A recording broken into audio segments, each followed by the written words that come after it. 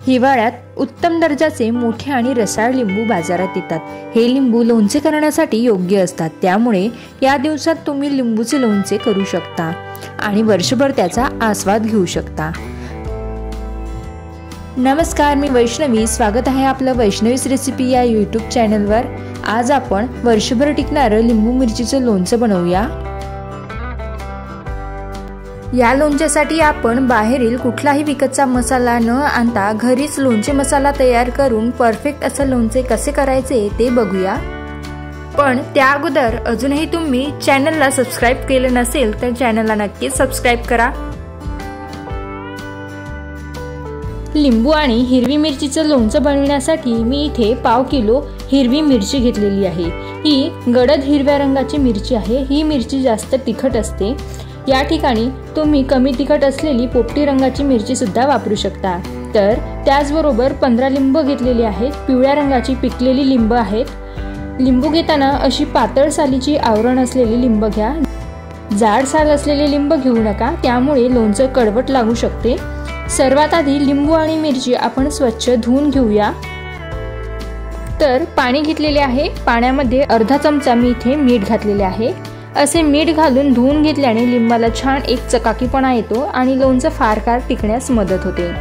सगळी लिंब मी इथे धुवून घेतलेली आहे आणि जे काही कचरा वगैरे होता लिंबांवर तो सगळा निघून गेला आहे। आता हे पाणी फेकून देऊन दुसरे पाणी घ्यायचे आणि मिरची सुद्धा व्यवस्थित धुवून घ्यायची। तर लिंबू आणि मिरची धुवून स्वच्छ करून घेतलेली आहे।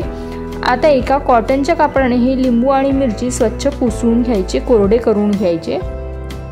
व्यवस्थित पुसून कोरडे करायचे, म्हणजे जरा सुद्धा पाण्याचा अंश यावर राहिला तर लोणचं खराब होतं, त्याला बुरशी येते। सगळी लिंब मिरची पुसून झालेली आहे, पण तरीही 2 ते 3 मिनिट घरातच फॅनच्या हवेत सुकायला ठेवून देते। आता या लिंबाच्या आपण लहान लहान फोडी करून घेऊ। आपल्या आवडीप्रमाणे लहान मोठ्या फोडी करू शकता। मी साधारण एका लिंबाच्या 8 फोडी होईल अशा प्रकारे लिंबू कट करून घेते। लिंबू कट करून घेतानाच त्याच्या बिया सुद्धा काढून घ्यायच्या आहे।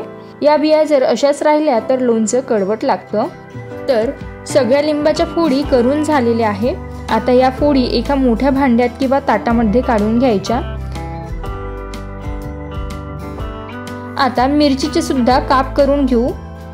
तर एका मिरचीचे 2 ते 3 काप होईल अशी कट करून घेते। तुम्ही मिरची उभी सुद्धा चिरून घेऊ शकता। आपल्या आवडीप्रमाणे मिरचीचे लहान मोठे आडवे उभे काप करू शकता, पण शक्यतो मिरचीचे लहान काप करा, म्हणजे ज्यावेळी आपण लोणचं खाण्यासाठी ताटात घेतो तेव्हा पूर्ण मिरची खाणं होत नाही आणि मग ते अशीच वाया जाते। तर बघा, मिरची सुद्धा कापून झाली आहे। आता लिंबाच्या फोडींसोबत मिक्स करून घेऊ। आता या लोणच्यासाठी आपण एक मसाला तयार करून घेऊया, अगदी झटपट होतो।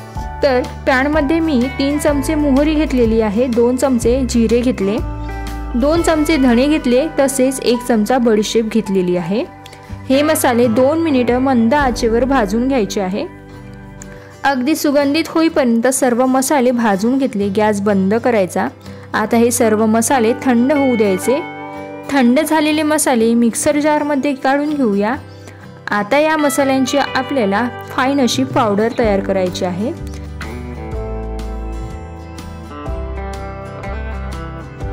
तर बघा, अशी फाईन पावडर करून घेतलेली आहे। लोणच्यासाठी मसाला तयार आहे।